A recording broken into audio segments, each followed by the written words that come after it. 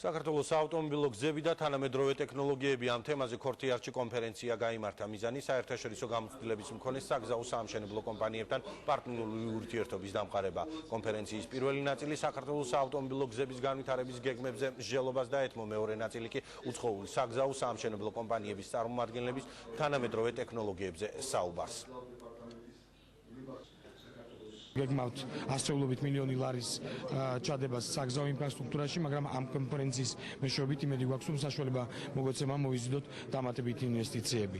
მეორე ეს არის საშუალება მოგეცემა სრულიად ახალი თანამედროვე ტექნოლოგიების დანერგვა ამ სფეროში. 521 მილიონი უნდა დავხარჯოთ და ჩვენს მნიშვნელოვანია, რომ ეს გზები დაიგოს კაი ტექნოლოგიებით და ევროპული ტექნოლოგიებით, ამიტომ დავპატიჟეთ უამრავი სტუმარი და ჩვენ გვიხარია, რომ ძალიან ბევრი ჩამოვიდა. ყველაფერი კეთდება, იმიტომ რომ ქართული კომპანიები ხვალე აგებდნენ ანალოგიურ გზებს და მაღალი ტექნოლოგიებით, რომელიც ჩვენს მნიშვნელოვანია.